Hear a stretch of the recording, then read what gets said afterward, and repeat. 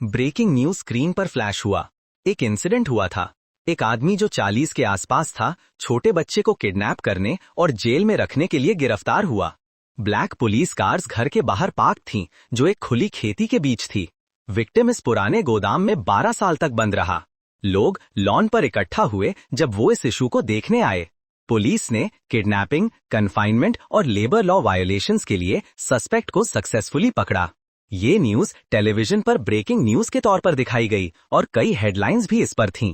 Privacy की वजह से गिरफ्तार किया गया आदमी मास्क पहनने को बोला गया जब पुलिस ने उसको भीड़ के बीच से बीच निकालने दिया ताकि लोग फोटोज ले सकें। मीडिया ऑब्वियसली इस न्यूज का अच्छा स्कूप लेना चाहती थी। उन्होंने जानना चाहा अगर कल्प्रिट को विक्टिम के बारे में पहले से पता था या नहीं जब उसने क्राइम किया। उन्होंने ये भी पूछा कि सबसे पहले किसने इस क्राइम की रिपोर्ट की जब पुलिस ने उनको दरवाजे से दूर करने की कोशिश की। बेचारे विक्टिम के सुनने और बात करने में तकलीफ थी। इसका मतलब था कि सस्पेक्ट को इस बारे में पहले से पता था जब वो क्राइम प्लान कर रहे थे। उन्होंने लॉक काट दिया जहां बेचारा विक्टिम बंद था और एक अंधेरे कमरे का दरवाजा खोल दिया जहां बुहार दीवारें थीं। जब उन्हें बचाया गया तो उन्हें मालूम हुआ कि गोदाम कितनी सारी किताबों से भरी हुई थी और उन किताबों के पाइल पर एक युवा बैठा हुआ था जो कि अंधेरे कमरे में पहली बार रोशनी देखने की कोशिश कर रहा था। लॉ एनफोर्समेंट ने तुरंत अपने कैप्टन से संपर्क किया, बताकर कि उन्हें वहां एक बेचारा विक्टिम मिला है। उसके शरीर पर सिवियर इंजरीज देखकर ये मान लिया गया कि वो लंबे समय तक अब्यूज का शिकार रहा। विक्टिम, जिसे ए करके बुलाया गया, हॉस्पिटल भेजा गया और अब वो स्टेबल कंडीशन में है। रिपोर्टर्स को अंदर नहीं जाने दिया गया जब उन्होंने बेचारे विक्टिम को स्टेबलाइज करने की कोशिश की। कुछ मीडिया ने प्रोटेस्ट किया कि वो हर्ट हैं और उन्हें भी मेडिकल ट्रीटमेंट की जरूरत है। शिन वू जिन 18 साल का था। उनका नाम अब कंफर्म हो गया था। उस युवा को भैमेरून की कमी और मल्टीपल एक्सटर्नल इन्फेक्शंस का सामना था। उसकी चमकदार आंखें जब उसने पहली बार रोशनी देखी तो वो कितने प्यारे लग रहे थे। डॉक्टर्स को समझ नहीं आ रहा था कैसे कोई इतने सुंदर बच्चे को नुकसान पहुंचा सकता है। जो अजीब बातें हैं क्योंकि कोई भी अगली बच्चा भी ऐसा नहीं डिजर्व करता। बेचारा लड़का 12 साल तक बंद और मजदूरी झेलता रहा। उस युवा को भी सुनने की समस्या थी क्योंकि वो कोई साउंड सुनने से दूर रहा। डॉक्टर ने गम भरी सांस ली और इस अजीब हालात का नोट लिया। उसने एक सवाल लिखा और लड़के को दिखाया, पूछा क्या वो अपना नाम बोल सकता है। लड़का इस सवाल पर गुस्सा गया, समझ गया और डॉक्टर ने उसे अपना नाम बोलने के लिए एनकरेज किया। लड़का फाइनली बोला, शब्द दोहराते हुए जो शायद उसने अपनी पूरी जिंदगी सुना था। उसने डिक्लेयर किया कि वो वाकई में एक बास्टर्ड है। ये काफी डार्क रिस्पॉन्स था और बिल्कुल भी वो नहीं था जो डॉक्टर सुनना चाहती थी। खैर, सूरज आसमान में चमकता रहा और एक सस्पिशियस लुकिंग व्यक्ति नजर आया। ओह, वो सिर्फ एक किसान था जो गर्मी से बचने के लिए अपने चेहरे को ढकने की कोशिश कर रहा था। जब ये एक व्यक्ति मेहनत कर रहा था, एक सुस्त आदमी बैठकर सब कुछ देख रहा था। ये युवा की याद थी और उसने याद किया कि कभी कभार उन्हें सुखाए चावल और सब्जी मिलता था। लड़का हाथ से खाना खाता, जानवर की तरह खाना खाने की कोशिश करता था क्योंकि उसे वैसे ट्रीट किया गया था। हर बार जब दरवाजा खुलता, वो व्यक्ति जिसने उसे खाना दिया उसे बास्टर्ड कहकर बुलाता। बेचारा बच्चा हमेशा सर्दी में ठंडा रहता था क्योंकि बंद खिड़की से हवा आती थी और वो सर्दी से कांप रहा था। कभी कभी जब लड़का इतना डेस्परेट होता था, वो एक कुचरा पकड़ लेता था। उम्मीद है वो इसे खाने के लिए नहीं था, पर ये काफी संभव है कि वो खा रहा होगा। वापस अभी की बात पर, डॉक्टर्स इस बेचारे यूथ के शब्द सुनकर हैरान थे और वो काफी शॉक्ड, स्पीचलेस थे ये सुनकर क्या कहना है। उन्हें पूरा यकीन था कि ये ब्रेन वॉशिंग का असर था और उन्हें बेचारे लड़के के शरीर पर अनेक निशान मिलते थे। ये बच्चा इस समय तक जरूर कई तरह की कठिनाई से गुजर रहा था। जिन मॉन्स्टर्स ने ये सब किया उन्हें तो डेथ सेंटेंस मिलना चाहिए इनकी राय में। लेकिन ओवरऑल ये सिचुएशन कम से कम एक भैंस की तरह था। मेडिकल रिजल्ट्स उतने बुरे नहीं थे जितना उन्होंने सोचा था, लेकिन लड़का उसकी सच्ची मुस्कुराहट और प्यारी छूने से शॉक्ड में लग रहा था। वो अब सेफ है तो वो जितनी मर्जी नींद ले सकता है गर्म बिस्तर पर।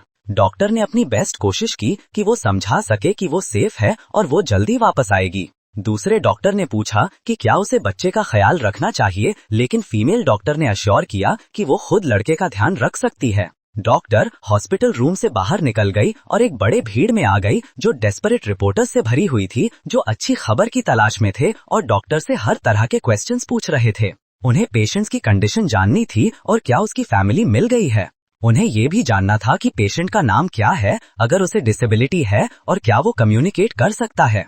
उन्होंने लगातार क्वेश्चंस की बारिश शुरू कर दी, जिससे डॉक्टर काफी इरिटेट हो गई। इसलिए उन्होंने उन्हें डांटा कि वो दूसरे के ट्रेजेडी को अपनी एंटरटेनमेंट मत बनाएं। उसके बाद उन्होंने पुलिस से पूछा कि ये लोग बिल्डिंग में कैसे आए। ये लोग बहुत परेशानी बना रहे थे और उनके एक्सेस पासेस चेक होने चाहिए। सब रिपोर्टर्स को ऑब्स्ट्रक्शन और ट्रेसपासिंग के लिए रिपोर्ट किया जाएगा। अच्छा, इससे वो उनसे छुटकारा पा गई। उसके बाद सब थोड़ा शांत हो गया और सिर्फ हॉस्पिटल में पानी की बूंदों की आवाज सुनाई दी। मेन कैरेक्टर बिस्तर पर लेटे लेटे आराम कर रहा था। थोड़ी देर बाद उसने एक आंख खोली और सफेद कमरे की तरफ देखा। उसने बड़े व्हाइट फ्लोरेसेंट बल्ब को देखा। दिमाग में नए नए आइडियाज दौड़ रहे थे। अपना हाथ स्ट्रेच करते हुए लड़के के दिमाग में और आइडियाज आने लगे। अचानक उसने एक आवाज सुनी और लड़का ऊपर देखा। वहाँ एक और पेशेंट था जो अपना फोन इस्तेमाल कर रहा था। वो एक बूढ़ा आदमी था और उसने देखा कि जवान उसे स्टेयर कर रहा है। उसने पहले से कहानी सुन रखी थी और उसे पता था कि लड़का किडनैप हुआ है। बेचारा बच्चा काफी मुश्किल जिंदगी जी रहा था और उसे उसके लिए बुरा लगा, क्योंकि उसे पता था कि बच्चे की जिंदगी दुख भरी होगी उसकी एक्स्ट्रा डिसेबिलिटीज की वजह से। लड़का कुछ देर तक पुराने आदमी को चुपचाप घूरता रहा, पर उसने देखा कि दूसरे पेशेंट का नाम और सारी इन्फॉर्मेशन उसके बिस्तर के पास रखी है। उसने आदमी की हाइट और वेट भी देखा। बस उस आदमी को देखकर उसने अंदाजा लगा लिया कि ये लेफ्ट हैंडेड है और हमेशा डिहाइड्रेट रहता है, क्योंकि उसकी स्किन ड्राई है। लेकिन आदमी इसे बिल्कुल इग्नोर कर रहा था, क्योंकि वो अपने फोन में बिजी था। उस आदमी के पास ना तो कोई घड़ी का निशान था और ना कोई रिंग। चेक से ये पता चला कि वो फिजिकल काम करता है और उसका कोई स्पाउस नहीं है। ये सब पीसेस को मिलाकर लड़का समझ गया कि उसका रूममेट शायद कुछ प्लास्टरिंग का काम कर रहा होगा किसी लो रूफटॉप पर और गिर गया है। जब उसने गिरने की कोशिश की, लेफ्ट हैंडेड दिमाग ने इंस्टिंक्टिवली उनका लेफ्ट फुट पहले लैंड करने को बोला, लेकिन फीमर इस इम्पैक्ट की फोर्स नहीं झेल पाया और टूट गया, बाहर की तरफ प्रोट्रूडिंग हो गया। मेन कैरेक्टर उस आदमी की चीख और दर्द का अंदाजा लगा सकता था, जैसे वो उस हादसे को देख रहा हो। उसने गौर करते हुए पहली मदद की सबसे अच्छी तरीके का भी अंदाजा लगाया, लेकिन उसकी सोच तब टूट गई जब फीमेल डॉक्टर वापस आई। उसने उसके लिए कुछ खाना लाया और पूछा क्या उसने आराम किया है। उसे पता था वो भूखा होगा और उसने उसके लिए फॉर्क और स्पून लाई थी। तब तक उसका पेशेंट उसे एनालाइज कर रहा था। लड़का सोच रहा था कि डॉक्टर एक मर्दा है और उनके मुड़ रही आंखें और क्रोज फीट बड़े इजीली मान रहा था। लड़का ने देखा कि उनकी चीख मसल्स बिल्कुल ऊपर उठ रही थीं और सिमेट्रिक स्माइल थी। ये एक असली मुस्कुराहट थी और इससे पता चलता था कि ये आदमी उसे कोई थ्रेट नहीं समझता। डॉक्टर ने उसने स्पून दिया और एनकरेज किया कि वो जितना चाहे खाए, कोई यूज नहीं जाटेगा। लड़का ये सुनकर चौंक गया और उसने उससे ज्यादा खाना देखा जो उसने कभी भी कैप्टिविटी में नहीं दिया। लड़का ने घिर घिर कर खाया और डॉक्टर ने उसे समझाया कि ये हॉस्पिटल फूड है, शायद इसका टेस्ट अच्छा ना हो, पर उसने अब भी उसे बहुत सारा खाना खाने के लिए एनकरेज किया। लड़का ने अपने कटलरी को पकड़ा और बिजी हो गया। उसने वो खाना ऐसे खाया जैसे हंगर गेम्स में हो, कभी कभी फूड छोड़कर सिर्फ हाथों से खा लेने लगे।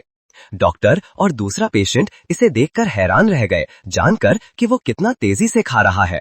डॉक्टर ने उसे स्लो होने को बोला, वरना वो चोक हो जाएगा। लेकिन लड़का स्लो होने का कोई इरादा नहीं रखता था और बस खाता रहा। उसने वो प्लेट्स खाली कर दी और छोटी छोटी चावल के दाने उठाना शुरू कर दिया। डॉक्टर हैरान थी, सोचती कि ये बेचारा बच्चा इतने समय तक कैसे जीता रहा। उसने एक कॉल रिसीव की और फोन उठाया और टून कॉलर को ग्रीट किया। ऐसा लगता था कि लड़के के फैमिली आ गई है। ये देखकर पता चला कि उनके रिलेटिव्स को ढूंढ लेने में कामयाबी मिली है। डॉक्टर खुशी से लड़के को बताया कि उसके माँ बाप यहाँ है। लड़के ने उसकी ईगर मुस्कुराहट देखी। उसने माँ बाप के टाइटल्स को रिकॉग्नाइज किया। जो लोग आए हैं वो उसकी फैमिली होने चाहिए। डॉक्टर ने खुशी से उसे बताया कि डॉक्टर उन्हें बहुत जल्दी लाएगी। लड़का डॉक्टर को निश्चय से देख रहा था, स्पीचलेस, जब वो चली गई। टाइम साइलेंस में बीत गया और उसने सोचा कि उसके पेरेंट्स तक पहुंचने में कितना समय लगेगा। उसने सेकंड्स गिनने शुरू किए और फिर मिनट्स। तभी एक आवाज आई कि वो यहाँ तक कि मेन कैरेक्टर सुन सके। लड़का कंफ्यूज हो गया जब उसके सेंसेस और क्लियर हो गए। उसकी आंखें बड़ी हो गई जब उसका दिमाग ज्यादा एक्टिव होने लगा। उसने सोचना जारी रखा और ध्यान से सुना। बाहर दरवाजे के पास होने वाले हरकतों को देखा। जब लोग करीब आए उसकी आंखें और बड़ी हो गई। उसने उन्हें अब सुना। उस इंसान की हील का आवाज फर्श पर उस तक पहुंचा। ये साउंड एरो की तरह सीधा उस तक आया। लड़के की आंखें बड़ी हो गई जब उसकी सुनने की शक्ति अचानक बहुत बेहतर हो गई और सब कुछ बहुत ज्यादा तेज सुनाई देने लगा। पेशेंट्स की स्टेबिलिटी उनका टॉप प्रायोरिटी था। उन्हें ये सुनिश्चित करना था कि वो डर न जाएं। लड़के को सुनने में कोई शब्द नहीं मिला और तब उन्होंने अंदर आने की तैयारी कर ली। उसकी आंखें बड़ी हो गई और उसने अंदर आने वाले लोगों को घूरा। एक औरत और एक आदमी। उनके चेहरे मुस्कुराहट से चमक गए जब उन्होंने उसे देखा, वुडन बुलाते हुए। वो उसकी तरफ भागे, उसे अपने बेटा बुलाते हुए। हालांकि डॉक्टर ने उन्हें कहा था कि वो गरीब लड़के को न डराएं। लड़का उन दो लोगों को देख रहा था जो खुले हाथों से बड़े हग्स देने आए। ये मेन कैरेक्टर को अपने प्यार भरे माँ और खुश बाप के साथ गले लगने पर हैरान किया। औरत खूबसूरत थी तो वो उसकी तरह थोड़ी लगती थी और उसके बालों में उसके बाप की झलक थी। उन्होंने अपने खूबसूरत बच्चे को बचाने का जश्न मनाया, माफी मांगते हुए कि वो उसे सुरक्षित नहीं रख पाए। वो शुक्रगुजार थे कि वो बिना किसी नुकसान के है और उन्होंने उसका आने पर शुक्रिया अदा किया। उनकी चीख और प्रेम इतने ज्यादा तेजी से सुनाई दिए कि लड़का ओवर स्टिम्युलेटेड हो गया और दर्द से उनसे दूर हो गया। लड़के ने अपने कान ढक लिए, उन्हें डर से देखते हुए। जब उन्होंने पूछा क्या गलत है, उन्हें चिंता हो गई, पूछते हुए क्या वो ठीक है, पर उनकी आवाज इतनी ओवरवेलमिंग थी और लड़का चीख उठा। ये बहुत लाउड था। रोने, शोर और खुशी की चीखें जब उन्होंने अपने बेटा को देखा। ये सब आवाज छोटे लड़के के लिए जो अपने सुनने की शक्ति वापस पाई थी बहुत ज्यादा थी। आसमान चमकता और नीला था एक भूरे अपार्टमेंट कॉम्प्लेक्स के ऊपर और ये एक नए सीन का चमकदार दिन था। एक औरत अपनी माँ के साथ फोन बात करते हुए देखा गया। अपने घर में बैठते हुए उसने मान लिया कि उसने सब कुछ साफ कर दिया और फिर कॉल खत्म की। कॉल के बाद लड़की चुप और हैरानी में बैठी। देखो, उसका बड़ा भाई आखिर घर आ रहा था और वो उन गरीब ओवर स्टिम्युलेटेड मेन कैरेक्टर को मिला था जो हमने पहले चुना। उस स्वीट लिटिल ब्रूनेट को इस विकास पर क्या महसूस करना है ये समझ नहीं आया। आखिर उसका भाई बहुत साल तक गया था। उसे उनका ज्यादा वजह नहीं देखने को मिला था क्योंकि उसे आराम की जरूरत थी। प्लस उसकी बातें और हरकतें थोड़ी अजीब लगती थीं। उसने हॉस्पिटल में अपने माँ से एक सेब खाते हुए उसे देखा था और सच कहूं तो वो उस वक्त थोड़ा अजीब लगता था। वो सिर्फ एक बेबी थी जब वो खो गया, इसलिए उसके पास अपने भाई के लिए कोई बचपन की यादें नहीं थीं। उसने उन जगहों की तस्वीर देखी थी जहां उसका भाई रहने के लिए मजबूर था। वो एक वेयरहाउस था और वो सोच नहीं सकती थी कि ऐसे जगह 12 सालों तक रहना कैसा होगा। समझदार ब्रूनेट ने आसानी से सोचा कि अगर वो भी अच्छे जगह पर 12 साल तक रह जाती तो उसका भी बिहेवियर अजीब होता। खुशी की बात यह थी कि लड़के ने अपना सुनने की शक्ति वापस पा ली, लेकिन साइकोलॉजिकली उसका भाई अभी भी थोड़ा अजीब था। अचानक लड़की ने एक आवाज सुनी जो उसे डरा गई। उसके माँ बाप काफी तेजी से आए थे और उन्होंने अपने भाई को भी घर लाया। ये छोटी सी फैमिली के लिए एक बड़ा पल था और छोटी लड़की अपने भाई का स्वागत करने आई। माँ ने अंदाजा लगाया कि छोटी लड़की भूखी होगी, इसलिए वो डिनर बनाने में लग गई। बाप ने भी मुस्कुराते हुए वुजुन को अंदर आने को बुलाया। बचाया गया लड़का 12 सालों में पहली बार अपने घर में कदम रखा और अपनी छोटी बहन से मिला। वो अजीब लड़का थोड़ा लंबा और पतला था क्योंकि वो अभी भी वजन बढ़ा रहा था और इस खुश घर को देखता रहा। लड़की ने थोड़ी नर्वस होते हुए हेलो बोला, अपने बड़े भाई को ग्रीट किया। लड़का थोड़ा हैरान था और चुपचाप घर को देखता रहा, इसलिए वहां थोड़ी ऑकवर्ड साइलेंस थी। फिर लड़के ने देखा और देखा कि घर में लड़की के फोटोज हैं। उसके बाप ने उसके पीठ पर हल्के से हाथ रखा, ये समझते हुए कि इतने लंबे अरसे बाद घर आने पर लड़के के लिए ऑकवर्ड होगा। उन्होंने उसे उसके कमरे की तरफ इशारा किया, पूछते हुए क्या वो वहां रहने को याद है। लड़का ने मम्बल्ड की हाँ याद है और उन्होंने पूछा क्या वो अकेले अपने कमरे में देखना चाहेगा जब वो अपनी छोटी बहन बोई के साथ वक्त बिता रहा हो। छोटी लड़की हैरान थी, पर माँ बाप ने भाई बहन को करीब आने और एक दूसरे को जानने में मदद करने को प्रेरित किया। बहन डिनर बनाने में मदद करना चाहती थी क्योंकि वो अभी भी अपने भाई के आसपास थोड़ा नर्वस थी, लेकिन अपने भाई के साथ वक्त बिताना भी मदद करने का एक हिस्सा था, तो उसने मना नहीं किया। बिना किसी देर के दोनों भाई बहन को उनके कमरे में वक्त बिताने के लिए भेज दिया गया। लड़की ने प्रोटेस्ट करने की कोशिश की पर काफी लेट हो गया। जल्दी ही माँ डिनर तैयार करने में बिजी हो गई और उन्होंने अपने 2 प्यारे बच्चों के लिए कुछ डिलिशियस बनाने के लिए बर्तन आग पर रख दिया। जब ये सब हो रहा था तब भाई बहन ऑकवर्डली वुजुन के कमरे में खड़े थे। ये ऑकवर्डनेस लड़की के इमेजिनेशन से भी ज्यादा बुरा था, पर उसने सब कुछ सहने की कोशिश की। लड़का अपने कमरे में कुछ देख रहा था और अपने साफ सुथरे बिस्तर पर। उसने एक बिस्तर को पहचाना, पर उसके पास कभी भी ऐसा नहीं था क्योंकि उसे अपनी पूरी जिंदगी किताबों के ऊपर रहना पड़ा। उसने बिस्तर के पास वाले खिड़की को भी पहचाना। ये सब चीजें वही थीं जो उसने अधिकतर एक किताब में पढ़ी थीं। उसने पर्सनल कंप्यूटर और कुर्सी को भी जाना। उसके आसपास सब कुछ थोड़ा अजीब था, पर ये उसका था, ये उसका कमरा था। लड़की ने अपने भाई से नर्वसली बात की और उसने अपने आप को पूरी तरह से उसकी तरफ मोड़ लिया। ये उसे थोड़ा ऑफ गार्ड कर दिया जब उसने उन बड़ी सोलफुल आंखों में देखा जो लगभग उसकी आंखों जैसी थीं। ब्रूनेट रो रही थी क्योंकि उसका भाई हॉस्पिटल में जितना क्यूट दिख रहा था उससे ज्यादा यहाँ दिख रहा था। अब जब वो साफ हो गया था और अपने आप को संभाल रहा था, उसका लुक इतना वियर्ड नहीं था। लड़की ने नर्वस होते हुए अपने आ को बुलाया और यू से फोन का इस्तेमाल करना सिखाने का डिसाइड किया। अभी जो फोन उसने यूज दिया था वो बंद था, लेकिन उसने दिखाया कि कैसे उसे फोन को ऑन करना है। लड़का ध्यान से अपनी बहन की टीचिंग सुनता रहा, प्रैक्टिस करता रहा और सीखता रहा। उसने उनके माँ बाप के नंबर्स और अपना नंबर सिखा दिया ताकि वो उनसे संपर्क कर सकें। उसने अपना नंबर डिलीट कर दिया, पर उसने उसे सेव करने को कह दिया। लड़का हैरान था और फिर से बोलने की कोशिश की। बोलना उसके लिए कैप्टिविटी में बहुत कम होता था, इसलिए वो अभी भी एडजस्ट कर रहा था। उसकी बहन को नहीं पता था कि उसने क्या बोला और वो खुद को काफी लॉस्ट और कंफ्यूज्ड महसूस कर रही थी। फिर उसने रियलाइज किया कि वो उसे कह रहा था कि उसने उसकी इंस्ट्रक्शन समझा।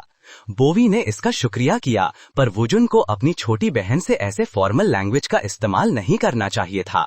लड़का अपनी समझ को दिखाने में स्ट्रगल करता रहा, उन शब्दों का इस्तेमाल करता रहा जो वो उन लोगों के साथ ज्यादा प्रयोग करता था जिनके साथ उसने जीना सीखा।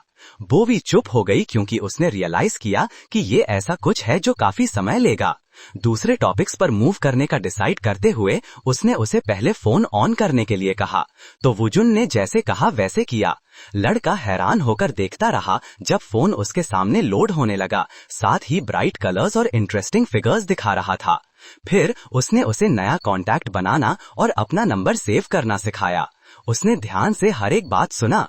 छोटी बहन ने अपना नंबर बोला और उसने लिखने का काम शुरू किया ताकि वो इसे सेव कर सके। उसने देखा कि वो इंस्ट्रक्शंस को काफी तेजी से समझ रहा है, बिल्कुल फोकस करके वो सब कुछ जैसा उसने कहा वैसा कर रहा था, और वो हैरानी में थी कि ये उसका फोन यूज करने का पहला मौका है। उसकी उंगलियां उससे भी तेजी से चल रही थीं जब उसने फोन का इस्तेमाल किया। वो जिन सिर्फ इस बारे में चिंता करता रहा कि उसने सही किया या नहीं और उसकी इंस्ट्रक्शंस फॉलो की या नहीं। छोटी बहन ने उसे प्रेरित किया, कहकर कि उसने काफी अच्छा किया और वो बहुत समझदार है। ऐसा लगता था कि उसका भाई चीजें इतनी जल्दी समझ लेता है। अब वो उसे इंटरनेट पर चीजें सर्च करना सिखाने लगी। लड़का क्यूरियस और कंफ्यूज्ड था, पर वो भी इसे सीखने के लिए तैयार था। तो उसने उसे इंटरनेट पर सर्च करने का तरीका दिखाया, दिखाते हुए कि वो जो मन करे वो टाइप कर सकता है। जैसे ही उसने मैग्नीफाइंग ग्लास टाइप किया, काफी इंटरेस्टिंग जवाब सामने आए। लड़का फोन को हैरानी से देखता रहा, जैसे लास्ट टाइम उसकी बहन ने उसे खुद के लिए सर्च करवाने दिया। भाई बहुत सारे चीजों को जानने में क्यूरियस था, तो जैसे ही उसने फोन पकड़ा, उसकी उंगलियां बहुत तेजी से चलने लगी जब उसने वही टाइप किया जिसमें वो क्यूरियस था। लगता था कि लड़का अपने परिवार के बारे में क्यूरियस था। इमेजेस पर क्लिक करते ही लड़का फैमिलीज की डाइवर्स सुंदर तस्वीरें देखता रहा जो एक दूसरे से प्यार करते और उनके लिए वहां होते। ये सोलफुल और खूबसूरत तस्वीरें थी जिससे वो असल में रिलेट नहीं कर पा रहा था, क्योंकि उसने अपनी पूरी जिंदगी एक केज में गुजारी थी। उसने तस्वीरों में खुश माँ बाप को देखा, फिर वो जिन ने घूमा और बोई को अपनी छोटी बहन के रूप में पहचाना। वो उसकी परिवार थी। उस घर में सब उसके परिवार थे। ये उसका घर आने का समय था और वो औरत जो इतनी खुशी और चमकीला मुस्कुराहट उसकी तरफ दे रही थी, वो उसका परिवार था। लड़का चुप हो गया, हैरानी में देख रहा था जब उसकी बहन ने उसकी तरफ क्यूरियस एक्सप्रेशन से देखा। ये खुशबू जो उसकी बहन से आ रही थी, उसे पहचाना जैसे परफ्यूम का जन्म 5000 साल पहले होता है। ये पहले धार्मिक सेरेमनीज में डिवाइन के साथ कम्युनिकेशन का मीडियम के रूप में इस्तेमाल होता था। तब वो खुशबूदार लकड़ी जलाते थे। आजकल के परफ्यूम्स विविध अरोमा कंपाउंड्स और सॉल्वेंट्स का ब्लेंड है। इन्हें दूसरों को अपील करने या पर्सनल इमेज बनाने के लिए भी इस्तेमाल किया जाता है। सब ज्ञान याद करना ऐसा है जैसे किसी और समय में वापस जा रहे हैं। इसी एंशिएंट टाइम के बारे में पूछने पर वुजुन हैरानी में देख रहा था। भाई ने अब ये पॉइंट आउट किया कि उसने एक बहुत ही स्ट्रॉन्ग परफ्यूम की खुशबू महसूस की और ये उसकी बहन को हैरान कर दिया। लड़का खड़ा हुआ और इस परफ्यूम की खुशबू का पीछा किया और ये बोवी को घबराता है, जो पूछता है कि वो कहाँ जा रहा है। ब्रूनेट ने जवान को हैरानी से बुलाया और उसने जरा रुका। उसने इसे भाई कहा, लेकिन वुजुन को उस सचमुच जरूरी सिचुएशन से डिस्ट्रैक्ट होने का मौका नहीं मिला, जो कि उसकी तरफ आती हुई मीठी खुशबू थी। ये सीन वाकई में इनक्रेडिबल था और लड़का वाव करते हुए सब प्लेट्स पर नजर डालता रहा। आखिरकार वो परफ्यूम नहीं था जो इतनी मीठी खुशबू दे रहा था। इस बार उसकी डिडक्शन गलत थी। वो सारी डिलिशियस खुशबू खाना से जवान को हैरान कर रही थी।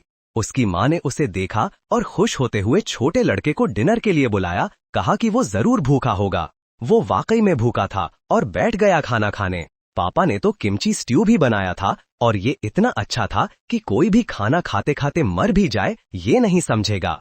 इस वक्त खाना खाना थोड़ा डेंजरस लग रहा था और वुजुन सोच रहा था कि क्या वो खाना खाते खाते मर जाएगा, लेकिन ये सिर्फ उनके डैड की छोटी सी जोक थी। उसकी बहन को देखने के लिए बुलाया गया और सब एक परिवार की तरह बैठ गए।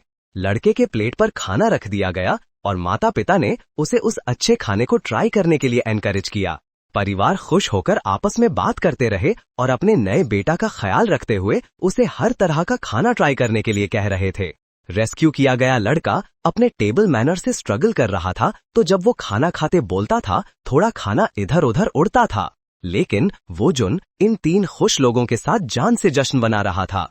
इस परिवार का खूबसूरत तस्वीर रोशनी और ब्राइट वाइब से भरा हुआ था। खतरा इस सुंदर सीन के बाहर था। पुलिस स्टेशन में गिरफ्तार किया गया किडनैपर को ये बताया गया कि 5 साल पहले उसके परिवार के लोग हर साल एक एक करके मर रहे थे। बुरा आदमों से पूछा गया क्या उसे इस बारे में कुछ कहना है। पहली मौत उसकी बीवी की थी, दूसरी उसकी माँ की। दोनों लाशें जमीन पर गिर गई। भाभी ने जहरीला पौधा खाया और मर गई और उसके 2 और करीबी लोग भी मर गए। सस्पेक्ट पुलिस होल्डिंग फैसिलिटी में था। बोली ना जाने देने वाला वो आदमी कह रहा था कि वो इस सब का जिम्मेदार नहीं है, लेकिन अथॉरिटीज को ये बात समझ नहीं आई। ये बहुत अजीब था कि उसके आसपास राजमयी मौत होती रही और वो सुरक्षित था। सब कैसे मर गए और सिर्फ वो कैसे बचा? फिर भी सस्पेक्ट इंसिस्ट करता रहा कि वो उन मौत का जिम्मेदार नहीं है। पुलिस को यकीन था कि वो सिर्फ मदद नहीं कर रहा, तो उन्होंने डिटेक्टिव को बुलाया। ये हमेशा हो सकता है कि सस्पेक्ट जो पूछा जा रहा है वो किलर नहीं हो। डिटेक्टिव को इस बात पर यकीन करना मुश्किल था और उसने पूछा कि सस्पेक्ट क्या कह रहा है। सस्पेक्ट ने टेबल पर हाथ मारा और उस आदमी पर इल्जाम लगाया जिसे उसने खाना दिया और असराफ दी। हाँ, ये बेचारा किडनैपर अपने शिकार पर इल्जाम लगा रहा था कि उसने सब लोगों को मार दिया। आदमी को हाथ में हथकड़ी लगा दिया गया और अथॉरिटीज ने उसे डिल्यूजनल समझा। डिटेक्टिव ने उस पर गाली दी, सस्पेक्ट को अपने टोन संभालने के लिए कहा और एक असिस्टेंट अंदर आया, सबको रिलैक्स करने की कोशिश करते हुए। सस्पेक्ट इंसिस्ट करता रहा कि कोई भी नहीं समझता कि वो बच्चा असल में किस तरीके का मॉन्स्टर था। बहुत स्मार्ट लड़का जिसे उन्होंने 12 साल से बुक रूम में बंद किया हुआ था। बेकार नहीं बीता। उसने खिड़की से आती रोशनी से बैठकर हर किताब का पढ़ाई की। उसने हर पन्ना पलटकर ऑटोप्सी के बारे में पढ़ा और इंसानी शरीर का ज्ञान सीखा उस अंधेरे कमरे में। सस्पेक्ट इंसिस्ट करता रहा कि शिकार असल में इस सब तकलीफ और दुख का शिकार हो रहा था और एक अंधेरे दिन ने 84 की चमक उस शेड के ऊपर चलाई। वो दिन जब क्रीपी लिटिल शिकार ने किताब पर बहुत ध्यान दिया जो उसने पढ़ रहा था। ये शाम का वक्त था उस सुंदर ब्लॉक में जहां वुजुन का परिवार रहता था। ये काफी शांत शाम थी और वुजुन के कमरे की खिड़की से अभी भी रोशनी दिखाई दे रही थी। जवान अपने टेबल पर बैठा था, अब तक उस नए और फैंसी डिवाइस के वंडर्स को ट्राई कर रहा था जो उसकी बहन ने उसे दिया था। मुस्कुराते हुए उसने कहा कि बहुत सारे लोग एक वीडियो ऐप देखते हैं। ये ऐप लाल रंग का था और हर तरह के स्किल्स और इन्फॉर्मेशन से भरा हुआ था। ये पहली बार था जब छोटा जीनियस किसी भी तरह के वीडियो लर्निंग का एक्सेस ले रहा था और वो हैरान था। उसने एक आदमी के इंटरव्यू को हैरानी से देखा। आदमी एक प्ले देखने गया था। इंस्टिंक्ट से लड़का वीडियो को ग्रीट किया और हेलो कहने की कोशिश की। ऐसा लगता था कि ये वीडियो बहुत ट्रेंडिंग में था। वीडियो कर्सर को पकड़कर लड़का उसे थोड़ा पीछे धकेल गया ताकि वो उन शब्दों को दोहरा सके जो इस बहुत इंटरेस्टिंग जेंटलमैन ने बोले थे। धीरे धीरे वुजुन ने हेलो कहना सीखना शुरू किया। बहुत ध्यान से उसने शब्दों को खुद से बोला। बोलना सीखने के लिए उसने मेहनत की क्योंकि वो अपने प्यारे परिवार को सही तरीके से नमस्ते करना चाहता था। तो ये जवान हार्ड प्रैक्टिस करता रहा। फिर उसने चक्कर खाया जब उसने एक फैंसी प्लेट तिक्का बाकी मुकबांग देखा। इतना टेस्टी लग रहा था। कुछ लड़कियां अपने ट्यूब चैनल पर ये खा रही थीं क्योंकि उन्हें पूरे हफ्ते से इसकी तलाश थी। खाना बहुत अच्छा था और च्यूई भी। बहुत ही ज्यादा फ्लेवर था उसमें। ये तो कमाल था। और उसने खूबसूरत स्ट्रेची चीज देखकर गैस्प किया। आदमी का मुंह पानी से भर गया जब उसने ये देखा। सोच रहा था कि ये कितना अमेजिंग और डिलिशियस है।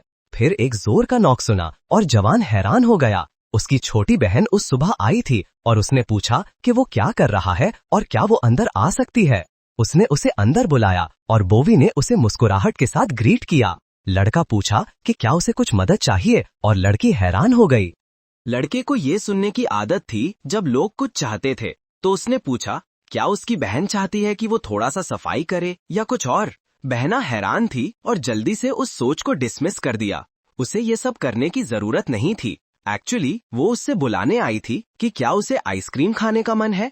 लड़का हैरान हुआ और वही शब्द दोहराया, आइसक्रीम तो सुपर कोल्ड और डिलिशियस होता है। उसे ये बहुत पसंद था पर उसने सोचा शायद उसने पहले कभी नहीं खाया। बहना ने उसका हाथ पकड़ा और उसे अपने माँ बाप से मिलने ले गई। ऑफ कोर्स माँ बाप ने थोड़ा चिंता की जब उन्होंने देखा कि उनके बच्चे घर से जा रहे हैं, उन्हें कहकर कि ज्यादा दूर नहीं जाना और सिर्फ आइसक्रीम वाले जगह जाना। उन्हें नहीं चाहिए था कि उनकी सबसे बड़ी खूबसूरत सपना दोबारा हो। बामी ने अपने भाई का हाथ मजबूती से पकड़ा और उनके साथ रहने को बोला। लड़की हंस गई और अपने माँ बाप को ये अश्योर किया कि वो जल्दी वापस आ जाएंगे और उसका भाई भी उसकी बातें दोहराता रहा।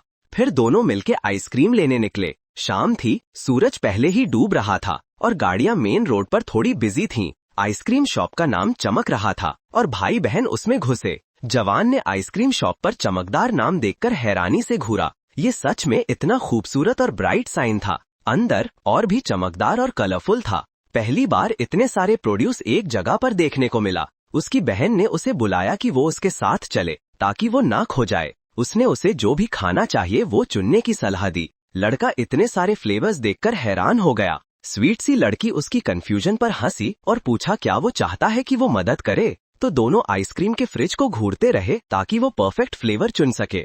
फिर उसने एक लिया कहकर कि ये काफी टेस्टी है। जैसे ही दोनों काउंटर की तरफ चले उसने सोचा क्या वो अपने बड़ा भाई को इस आइसक्रीम के लिए पे करने दे क्योंकि वो बड़ा है। लेकिन उसने सोचा कि अभी उसका सीखना जल्दी नहीं है और वो धीरे धीरे चले। तो उसने लड़के की आइसक्रीम पकड़ी और कैशियर को दिया ताकि वो पे कर सके। जब सब आइसक्रीम पे कर दी, लड़की ने गुड बाय बोला और सबको अच्छा दिन गुजारने के लिए कहा। बाहर कुछ स्कूल की लड़कियां आइसक्रीम खा रही थीं और उन्हें वो पैर देखकर हैरानी हुई। ये सबसे बुरा था। उन लड़कियों का नजर हैंडसम भाई पर था। इस समय उसके लिए लड़कियों के चक्कर में पड़ना ज्यादा ठीक नहीं था। उसकी बहन प्यार से उसे आइसक्रीम खोलना सिखाने लगी। उन्हें ये नहीं पता था कि भारी लड़कियां उस खूबसूरत लड़के को देख रही थीं। उन्हें तो बहुत एक्साइटमेंट थी और वो उससे नंबर मांगने का सोच रहा था। उन्हें ये भी लगा शायद वो उसका गर्लफ्रेंड है। ध्यान रहे, बैमी ने उनकी हर बात सुन ली और उसने इसका थोड़ा घमंड भी महसूस किया। फिर उसने अपने भाई से बोला कि वो आइसक्रीम उसे दे, वो उसके लिए खोल देगी।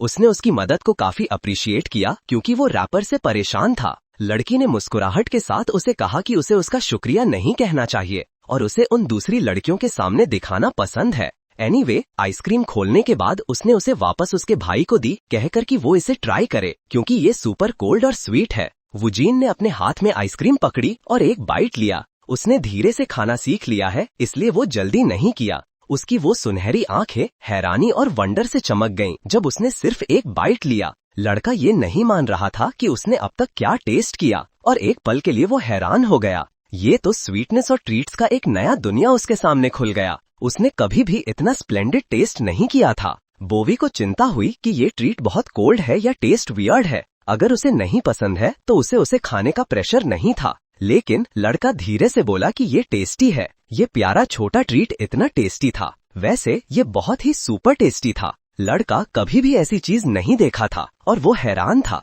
उसकी आंखें भावनाओं से भरी हो गई थीं और वो खुशी से आइसक्रीम खा रहा था। बहन हंस रही थी, सोचती कि उसने ये नया शब्द कब सीखा। इतनी टेस्टी आइसक्रीम देखकर उसने अपने भाई को धीरे खाने की सलाह दी ताकि वो ना थोके। फिर उसने लड़कों के सामने उसे आ कहकर मजाक लिया क्योंकि उन्हें नहीं पता था कि वो भाई बहन है। उसका भाई थोड़ा धीरे हो गया और उसने प्यार से देखा कि वो उसकी बातें फॉलो कर रहा है। फिर उसने सजेस्ट किया कि उनका पहला आइसक्रीम डेट का फोटो ले, शायद उन लड़कियों को परेशान करने के लिए। उन्होंने साथ में कई फोटो खींच लिए। उनकी क्यूट आंखें काफी बढ़िया लग रही थीं।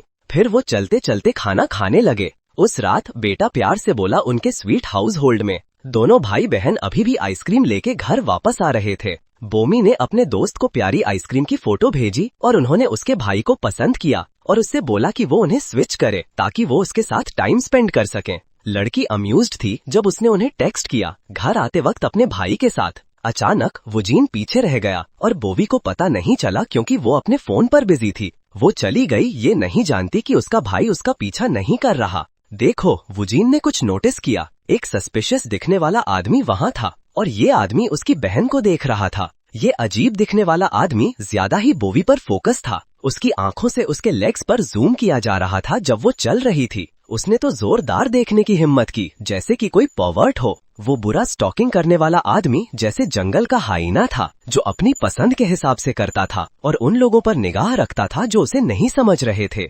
नेचुरली वुजून ये सब बिहेवियर्स नहीं छोड़ सकता था। आदमी का टोपी पर बहुत मार्क्स थे और उसने गहन सोच में अपने ब्राउज को नीचा किया। उसकी आंखों की पलकें बंद थीं और उसकी प्यूपिल्स डायलेट हो गई थीं। घर जाते वक्त उनका परिवार ये नहीं समझा कि अजीब आदमी उनका पीछा कर रहा था। इसका मतलब था कि उन्हें उस आदमी की नहीं पता थी और वो उनके लिए अनवेलकम प्रेजेंस था। आदमी यहाँ का नहीं था तो वो एक स्पेसिफिक पर्पस के साथ आया था। ऊपर से वो अजीब और भयंकर दिखने वाला आदमी किसी नजर में ना आने के लिए बहुत मेहनत कर रहा था। आदमी ने लड़के से आंख मिलाई और गहराई से देखा कि उसने पकड़ लिया। लड़का अब भी उस आदमी को नोट कर रहा था, देखते हुए कि उसके आर्मपिट पसीने से भरे हुए थे और उसके पैंट्स के घुटने में रिंकल्स थे। उसके शूज पर पेडल मार्क्स भी थे। पेडल मार्क्स की विड्थ बाइसिकल से पतली थी तो ये आदम ही बाइक चलाता था। यहाँ जमीन पर कोई गंदा नहीं था जो ये दिखा रहा था कि वो दूसरी तरफ से आया था। ये सब मिलाकर वुजिन समझ गया कि आदमी का काम स्ट्रिक्ट टाइम कंट्रोल नहीं चलता। आदमी अपने 40s में था और वो पुरानी मोटरसाइकिल से डिलीवरी सर्विस चला रहा था। परिवार को शायद उसका नहीं पता था। वो लोकल नहीं था। उसने छोटे पहाड़ों को चुना इंस्टेड ऑफ सीसीटीवी वाले रास्ते का इस्तेमाल किया और उसके एक्शंस सिस्टमैटिक पर स्टाइलिश थे। आदमी लेफ्ट हैंडेड था और अकेला रहता था। ये सारी इन्फॉर्मेशन इकट्ठी करते हुए वुजिन ने अपनी बहन बोई को बुलाया जो आखिरकार रुकी। उसने पूछा क्यों वो ऐसे खड़ा है और क्या उसने कुछ देखा, देखते हुए आसपास कोई हिंट्स। उसने इसका एक्सप्लेन नहीं किया, बस अपनी बहन को पहले अंदर जाने के लिए बोला। बोई अपने भाई के रिक्वेस्ट पे हैरान थी और उसने आसपास देखा, अब भी किसी पॉसिबल इंट्रूडर की तलाश में।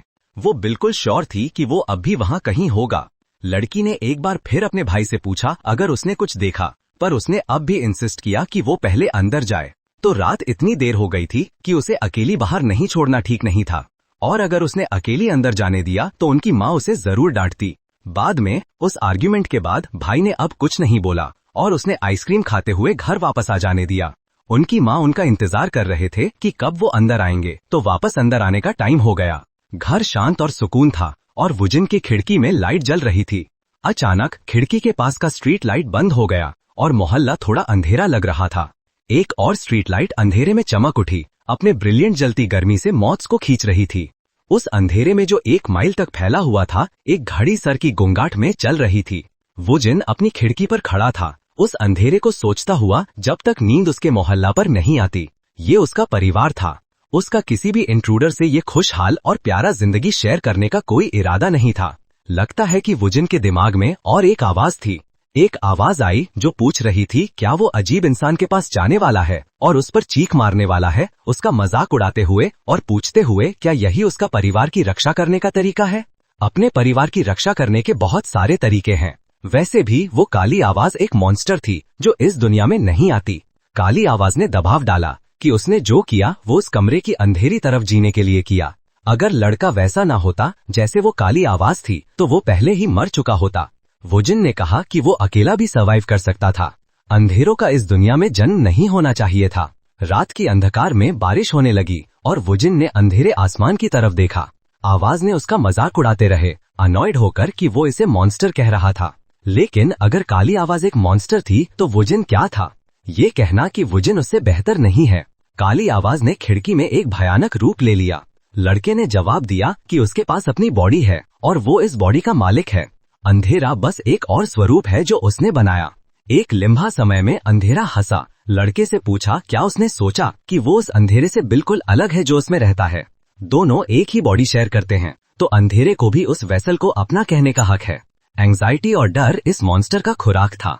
जब भी डर और चिंता उड़ान भरते ये मॉन्स्टर उस पर कब्जा कर लेता जैसे वो पजेस्ड हो गया हो। लेकिन अब वो जिन अंधेरे को कंट्रोल कर सकता था, वो इसे अपने सबकॉन्शियस से बुलाकर ला सकता था और अपनी ज्ञान को बढ़ा सकता था। अब वो और अंधेरा मिलकर काम कर सकते थे, लगभग एक ही हो गए। उसके अंदर वाले प्रचंड जानवर को अब टेम किया जा सकता था। आज उसने अंधेरे को आने के लिए बुलाया। एक भयानक बीच उसके परिवार का शिकार कर रहा था और वो इसे आसान नहीं होने देगा। वुजिन की चमकदार आंखें तब धुंधली हो गईं जब मॉन्स्टर ने कब्जा किया, अपनी गर्दन को झुकाकर और स्ट्रेच करते हुए जब उसने उसकी शक्ल ले ली। बाहर पड़ोस में अभी भी चमक रहे लाइट्स थे। अभी भी बारिश में एक अवगत छवि उनके घर के पास खड़ी थी। प्राणी ने देखा कि उनका टारगेट ऐसे खुद को पेश कर रहा था।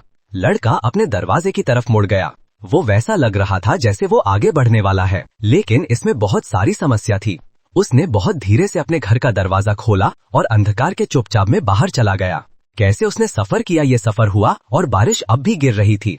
पड़ोस हल्की बारिश से ढक गया जो हर छत पर गिर रही थी। जब बारिश गिर रही थी, मॉन्स्टर अपने टारगेट से मिलने आ रहा था।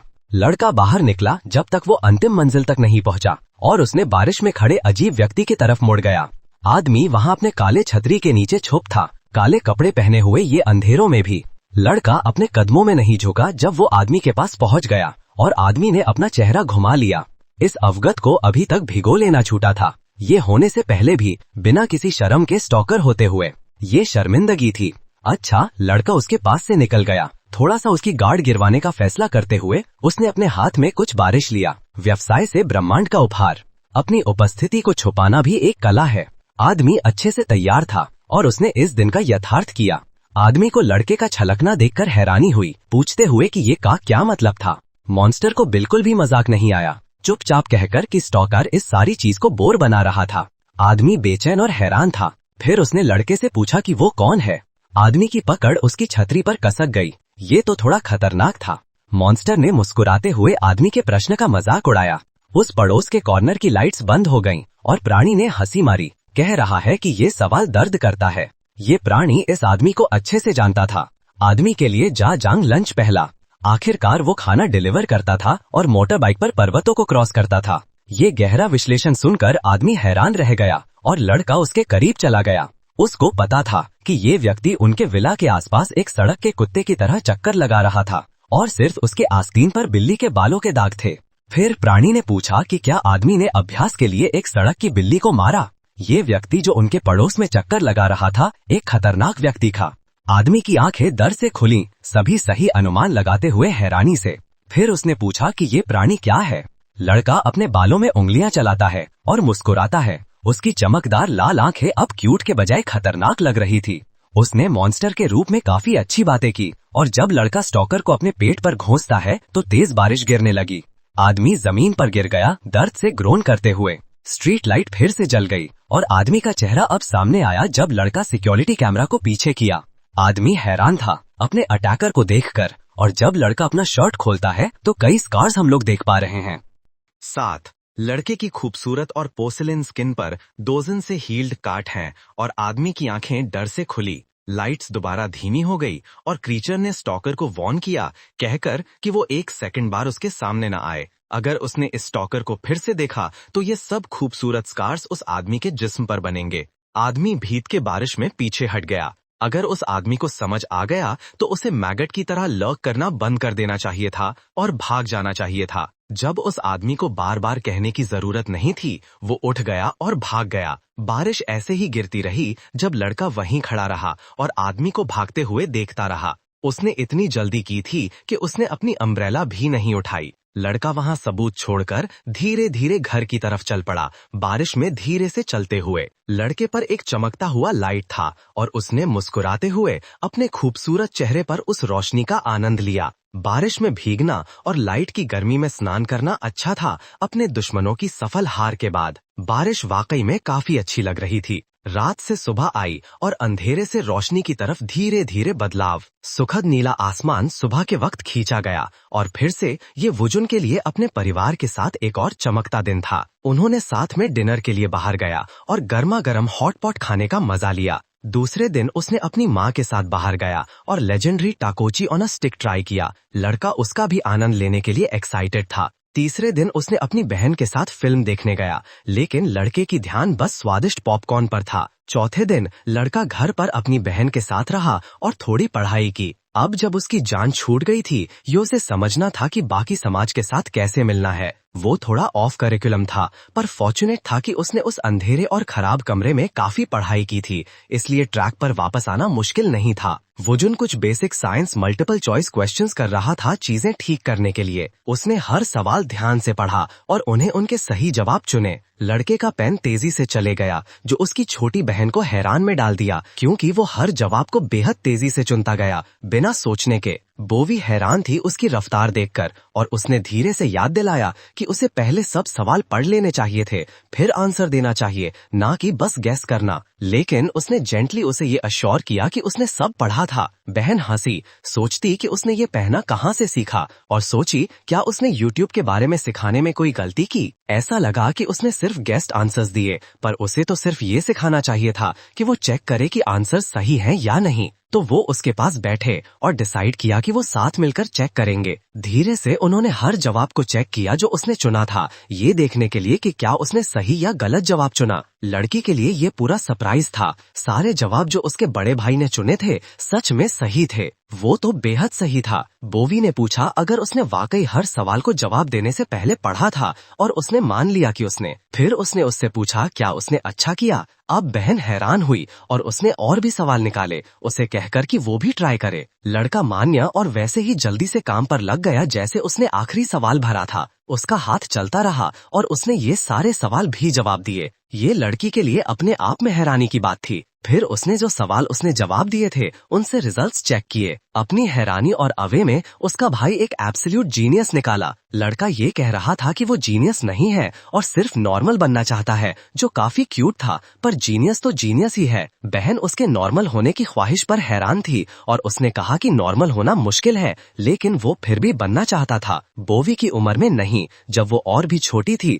उसने अपने माता पिता के साथ एक प्यारी जिंदगी गुजारी थी, लेकिन उसका भाई किडनैप किया गया था। उसका प्यारा भाई अजीब आदमियों द्वारा पिटने वाला था और उसे हर तरह के बुरा काम करने के लिए मजबूर किया गया। लड़का ठंड में कांपते हुए बुक्स के पहाड़ के बीच था, गर्मी में रहकर स्ट्रगल करता हुआ। उसका बड़ा भाई अपने बचपन में काफी मुश्किलों से गुजर गया था और उसकी बहन की आंखों में आंसू आ गए, क्योंकि उसने ये जानता था कि ये टफ होगा। लड़का ने देखा उसकी प्यूपल्स नीचे आ गई थीं, उसकी भौहों के मसल्स उठ गए थे और उसकी आंखों की पलकें रिलैक्स्ड थीं। उसके होठों के कोने भी नीचे हो गए थे और वो रोने वाली थी। लड़का खड़ा हुआ और धीरे से अपनी छोटी बहन के सर को सहारा दिया, कहकर कि वो उदास ना हो। फिर वो टेबल पर गया कुछ चीजें लिखने के लिए। वो उसकी बातों को लेकर क्यूरियस थी, इसलिए उसने उसे एक छोटी सी चीज दी जो उसने लिखी थी। लड़की की आंखें हैरानी से खुल गई और उसने उन शब्दों को देखा जो उसने लिखे थे। बोवी ने देखा कि उसका भाई लिखने में बिजी है और उसने पूछा वो क्या कर रहा है। लड़का बहुत तेजी से लिख रहा था क्योंकि उसकी बहन उदास थी।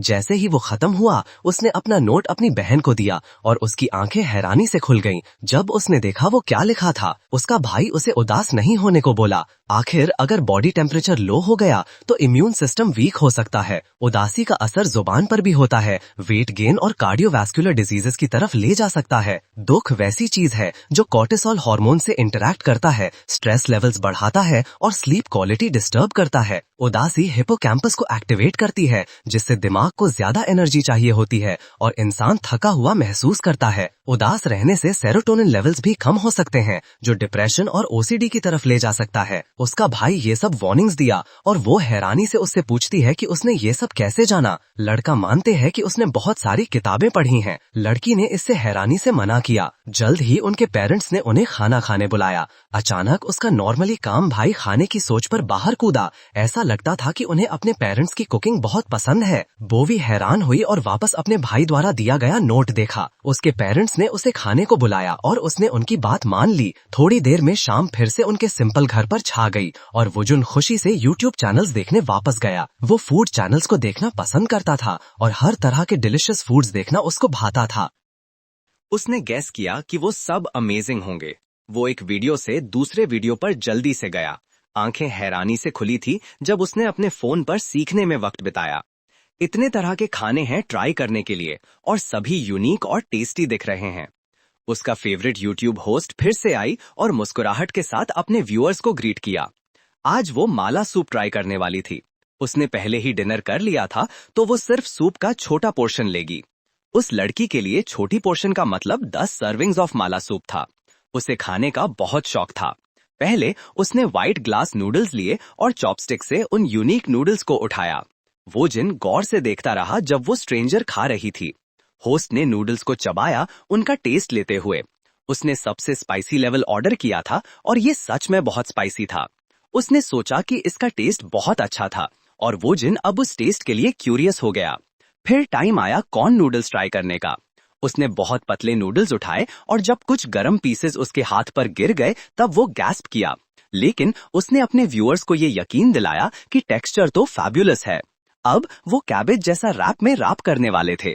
वो जिनकी आंखें हैरानी से खुली थी जब उसने उसकी हर इंस्ट्रक्शंस पर ध्यान दिया और ध्यान से सुनने लगा। ये होस्ट एक काफी पॉपुलर यूट्यूबर थी और उसके पास हर तरह के अमेजिंग फूड्स ट्राई करने के बहुत सारे वीडियोस थे। उसने हर एक देखकर हैरानी से स्क्रॉल किया। अगला वीडियो उस लेडी का था जो रेमन खा रही थी और उसने इसे स्क्रैच से उबालने जाना था। उसने हैरानी से देखा जब उसने गरम स्टोव पर रामेन उबाला और उनकी आंखें उस लड़की के चेहरे पर थी क्योंकि उसने उसे इतना देखा था। फिर उसने खाने से पहले तैयार होना था और अपने बालों को खुला छोड़ना था। ये रामन का बहुत बड़ा पतीला था और वो खाने के लिए रेडी थी। वो लड़की सच में बहुत खा सकती थी। लड़का उसे हैरानी से देखता रहा और उस वीडियो को देखने के बाद स्क्रॉल किया। होस्ट ने खुशी से पूरे पॉट के रामेन को चिकन के साथ खाया और वोजिन ने देखा जब उसने मीट की तारीफ की। उसने सोचा कि क्या ऐसे एक्ट करने से उसे नॉर्मल समझा जाएगा। ये लड़की जो स्माइल करके खाना खा रही थी, उसने सोचा क्या वो भी ऐसा कर सकता है। उसके फादर ने एक बार पूछा था कि वो फ्यूचर में क्या बनना चाहता है, जबकि उसकी माँ इस सवाल पर हैरान हुई थी। ये ठीक था अगर लड़के के पास कोई आंसर नहीं था। जब तक वो हेल्दी और हैप्पी रहे वही सब कुछ था जो उसकी माँ को मैटर करता था। लेकिन लड़के के अंदर ख्वाहिश थी, उसने नॉर्मल इंसान बनना था, या कम से कम जो कुछ भी नॉर्मल इंसान की तरह है, एक नॉर्मल ऑफिस वर्कर। ये बहुत अच्छा चॉइस था और पेरेंट्स ने उसे कुछ भी बनने के लिए एनकरेज किया। बिल्कुल वो जिनकी सबसे बड़ी ख्वाहिश नॉर्मल होना था। अगले दिन सूरज चमकता हुआ छोटी नेबरहुड पर था, थोड़ी ज्यादा फोकस के साथ एक बड़ा पार्किंग लॉट के आसपास। वो जिन वहां था कॉन्फिडेंस के साथ बिल्डिंग की तरफ चल रहा था जो पार्किंग लॉट वाला था। लड़का नॉर्मल पर्सन बनना चाहता था और उसने अपने सपनों को पूरा करने की तरफ चला। वो एक काफी नॉर्मल एक्शन परफॉर्म करना चाहता था। मेन कैरेक्टर ने डिसाइड किया कि किसी को रिपोर्ट करना नॉर्मल चीज लगता है तो वही उसने करने का सोचा। एक नौजवान पुलिस ऑफिस में गया जब उसने इंटेरोगेशन सुनी जिसमें कोई अपने गुनाह को इनकार कर रहा था। एक पुलिस ऑफिसर ने कहा कि सब एविडेंस सीसीटीवी पर था तो उसको पक्का था कि जो सस्पेक्ट उसके सामने है वही कल्प्रिट है। इस एविडेंस के बावजूद सस्पेक्ट ने अपने गुनाह से इनकार कर दिया। टेबल के पार वाला आदमी हैरान था और उसने इंसिस्ट किया कि वो नहीं है, उसने तो ऐसी टोपी भी नहीं पहनी होती। पुलिस ऑफिसर ने चिढ़ते हुए कहा कि सस्पेक्ट एंड तक एडमिट नहीं करेगा, जबकि उनके पास एक गवाह था। आदमी शॉक में था और पूछा कि किसने उसको देखा जब वो तो वहां था ही नहीं। कोई तरीका नहीं था कि किसी ने उसका देखा होगा। तभी एक नौजवान रूम में आया और डिटेक्टिव को ग्रीट किया। डिटेक्टिव ने थोड़ा सरप्राइज होकर देखा, एक लड़का अपने ऑफिस के बीच खड़ा है। लड़का फिर से बोला, थोड़ा स्पेसिफिक होते हुए, डिटेक्टिव किम तयोन। अब डिटेक्टिव ने उसे पहचाना और हैरानी और अवे से देखा। पुलिस फोर्स के कई लोगों ने उस लड़के के किडनैपिंग और रेस्क्यू का न्यूज सुना था, तो डिटेक्टिव ने वूजिन को तुरंत पहचाना। वो लड़का इतना बदल गया था कि डिटेक्टिव ने मुश्किल से यूज पहचाना। उसने लड़के से पूछा, क्या वो ठीक है? लड़का तो उस थक जाने वाले टीनेजर से इतना अलग लग रहा था जिसे उन्होंने उस पुरानी शेख से बचाया था। बेचारा बच्चा तब पुलिस वैन में ध्यान से ले जाया गया था। डिटेक्टिव उसे ध्यान रखने को कह रहा था। बेचारे लड़के को गाड़ी में धक्का देकर भेजने के बाद डिटेक्टिव ने शिवरिंग लड़के को सीट बेल्ट से बांध किया, उसे कहते हुए कि सब ठीक है। अपनी हाथ उसके कंधे पर रखते हुए उसने वूजिन को अश्योर किया कि वो उसे सेफ घर ले जाएगा। लड़का इस रेस्क्यू पर कुछ नहीं बोला, पर उसने कभी भी डिटेक्टिव के काम को नहीं भूला। उसने डिटेक्टिव का शुक्रिया किया, कहा कि वो वाकई में ठीक है। डिटेक्टिव मुस्कुराया और उसकी हेल्थ को अप्रिशिएट किया और इम्प्रेस हुआ कि रेस्क्यू किया गया लड़का इतना अच्छा बोल रहा है। फिर डिटेक्टिव ने अपने कलीग्स को बुलाया कि वो सस्पेक्ट को होल्डिंग सेल में ले जाएं। आदमी ने सस्पेक्ट को पकड़ा और खींच लिया, जबकि बेचारा आदमी इंसिस्ट करता रहा कि वो गिल्टी नहीं है और उसने क्राइम नहीं किया। पुलिस ने ये सुनना नहीं चाहा। डिटेक्टिव ने साई किया जब वो लड़का खींच लिया गया और वूजिन को क्यूरियोसिटी हुई कि वो आदमी किस चीज का अक्यूज्ड है। डिटेक्टिव थोड़ा सरप्राइज्ड और कंफ्यूज था, पर मेन कैरेक्टर ने एक्सप्लेन किया कि क्रिमिनल्स हमेशा पहले अपने एक्शंस का इनकार करते हैं। डिटेक्टिव ने हंसी में कहा कि यहाँ जो भी क्रिमिनल्स पकड़े गए हैं वो हमेशा वही कहते हैं जब पकड़े जाते हैं, जैसे सभी एक ही स्क्रिप्ट फॉलो कर रहे हो, और ये उसके लिए काफी अम्यूजिंग है।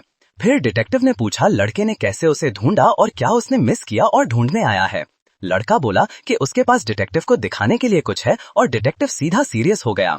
उसने सोचा कि लड़के के पास क्या दिखाने के लिए है और पूछा अगर लड़का कुछ ड्रिंक चाहता है तो वो ड्रिंक ले सकते हैं और ये कॉन्वर्सेशन किसी और की सुनाई से दूर कर सकते हैं। लेकिन लड़का अच्छा था और अपना फोन निकालकर यूट्यूब चैनल्स दिखाते हुए डिटेक्टिव से कहा, देखो। डिटेक्टिव को मुकबांग पर एक वीडियो देखकर सरप्राइज हुआ और उसने पूछा क्या प्रॉब्लम है। उसने पूछा वीडियो में कौन है और क्या लड़के ने समहाउ यूट्यूब चैनल शुरू किया। ऑफ कोर्स ये सिर्फ वूजिन का फेवरेट यूट्यूबर था जो फूड कंटेंट बना रहा था जैसे हमेशा, और वो अपने फॉलोअर्स को वेव करते हुए ग्रीट किया जैसे हमेशा। खूबसूरत लड़की ने वेव किया और वूजिन ने एक्सप्लेन किया कि उसकी वीडियोस देखना उसे अपने याद दिलाता है। सबसे पहले उसकी आंखें हमेशा वीडियो बनाते वक्त अपर राइट की तरफ शिफ्ट होती, जो दिखाता कि वो झूठ बोल रही है। साथ ही उसके फिंगर्स उसके लिप्स पर मूव करते हैं, जो नर्वसनेस को दिखाता है।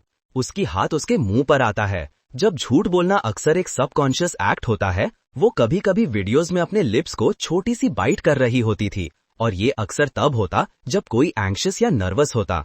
खाना देखते वक्त नर्वस फील करना क्या है, ये सब थोड़ा अजीब है, लेकिन ये सब वक्त वो लड़की सिर्फ इसलिए परेशान हो सकती है कि खाने का टेस्ट कैसा है। लेकिन वूजिन को कुछ ऐसा था जो वो इग्नोर नहीं कर सकता।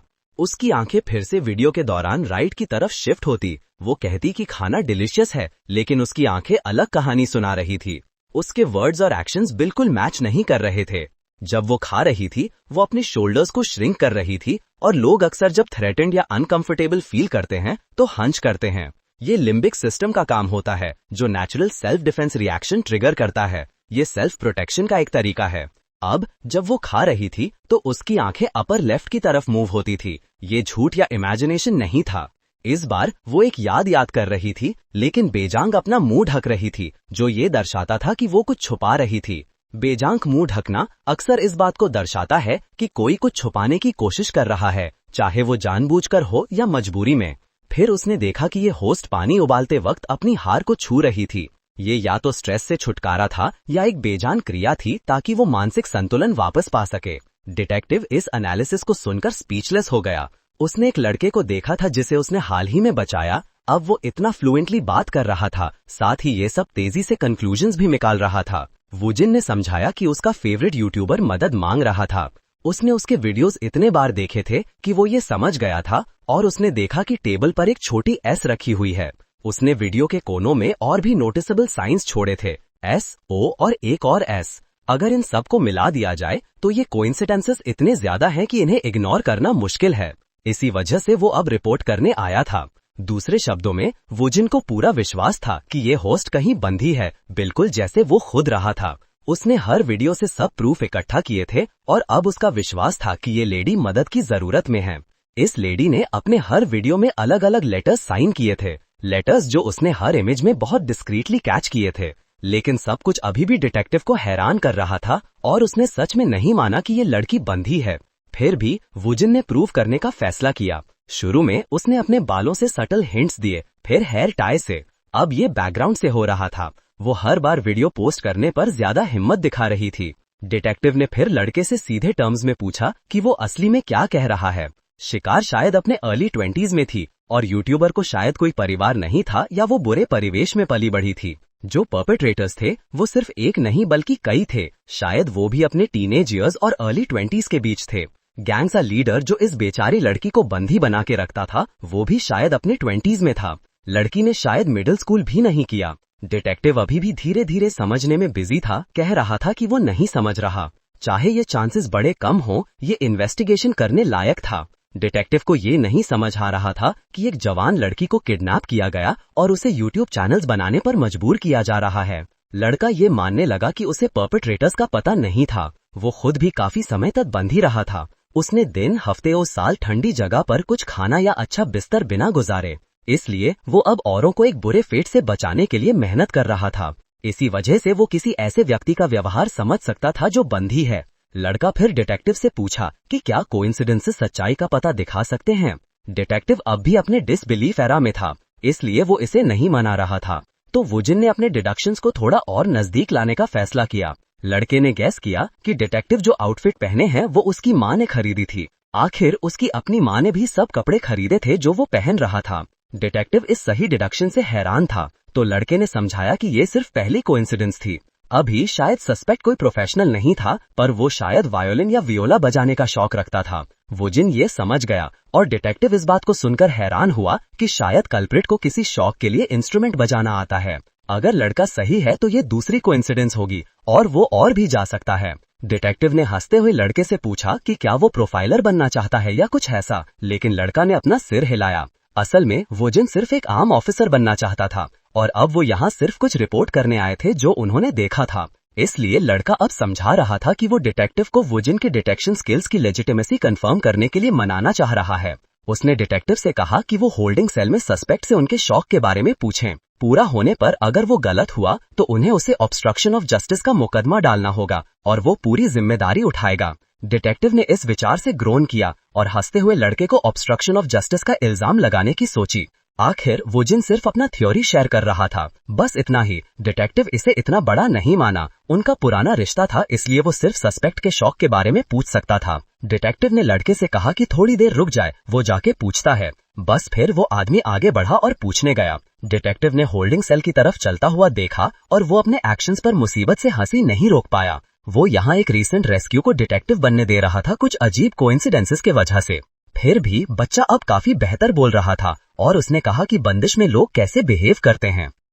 डिटेक्टिव ने थोड़ा सोचा जब उसने उसके शर्ट खरीदने का अजीब निष्कर्ष याद किया। सोचे कि बच्चा कैसे गलती से भी यह गैस कर पाया। अच्छा, डिटेक्टिव उसमें नहीं था और वो होल्डिंग सेल तक गया, सस्पेक्ट की अटेंशन ग्रैब करते हुए। सिर्फ इसीलिए उसने पर्दा के पीछे वाले आदमी से पूछा, क्या वो वायलिन या वियोला बजाता है? आदमी हैरान था, लेकिन उसने बताया कि वो हॉबी के लिए करता है। ये 2 कोइंसिडेंसेस थे और डिटेक्टिव की आंखें शॉक में खुल गईं। ऐसे पंख का इंस्ट्रूमेंट बजाना मुश्किल था, पर बच्चे ने एक ही नजर में गैस कर लिया। आदमी ने गुस्से में डिटेक्टिव को इल्जाम लगाया कि वो उसकी जांच कर रहा है और उसका घर भी तलाश रहा है। लेकिन डिटेक्टिव बेचैन था, सोचता कि क्या वुजिन साइकिक है। उसने कैजुअल इंटरोगेशन किया जब वो बच्चा उस दिन दोपहर में आया। बच्चा ने सस्पेक्ट से कभी भी बात नहीं की थी और डिटेक्टिव को हैरानी हुई जब उसने देखा कि बच्चा रूम में आया। लेकिन वुजिन को सिर्फ एक नजर से सब कुछ जानने की जरूरत थी। सस्पेक्ट के चेहरे पर एक हल्का निशान था जो कि हैजार, टर्टल नेक या वायलिन का इंडिकेट करता था। ये भी मुमकिन था कि सस्पेक्ट ने मोटरसाइकिल हेलमेट पहना था, मास्क के साथ और शेविंग क्रीम। उसके उंगलियों पर स्ट्रिंग मार्क्स भी थे, तो वो फिशरमैन, इलेक्ट्रिशियन, जूलरर, गिटारिस्ट, टेलर या वायलिनिस्ट हो सकता था। सब डिडक्शंस को मिलाकर सबसे संभावित जवाब जरूर वायलिन और वायलिनिस्ट था। इसलिए बच्चे ने ये कंक्लूड किया कि उसके चिन पर वाला निशान वायलिन का था और स्ट्रिंग मार्क्स उस थ्योरी के साथ बिल्कुल बैठे। डिटेक्टिव वापस गया जहां बच्चा इंतजार कर रहा था, लेकिन वुजुन जा चुका था। उसका कलीग भी नहीं जानता था कि वह कहां गया। लेकिन डिटेक्टिव को टेबल पर एक स्टिकी नोट मिला और उसने उस पर ध्यान दिया। ये नोट बच्चे द्वारा छोड़ा गया था और इसने दूसरे कोइंसिडेंस का जिक्र किया। इसका मतलब था कि तीसरा कोइंसिडेंस जांचने लायक था और उसने उम्मीद की कि डिटेक्टिव हाई स्कूल मुकबांग लड़की को देखने की कोशिश करे जो मदद मांग रही थी। ये एक अजीब घटनाओं और कोइंसिडेंसेस का सिलसिला था, लेकिन इस पॉइंट पर डिटेक्टिव इसे नजरअंदाज नहीं कर सकता था। उसने अपने कलीग को बुलाया और कह दिया कि हाई स्कूल मुकबांग यूट्यूब चैनल को तुरंत ढूंढे।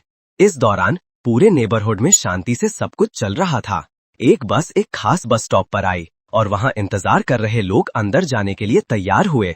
वुजिन भी उस बस स्टॉप पर था और उसने अपना ट्रांजिट कार्ड तैयार किया जैसे उसकी माँ ने सिखाया था। ये दूसरी बार था और बच्चा ने अपने बस राइड के लिए कार्ड से पेमेंट किया।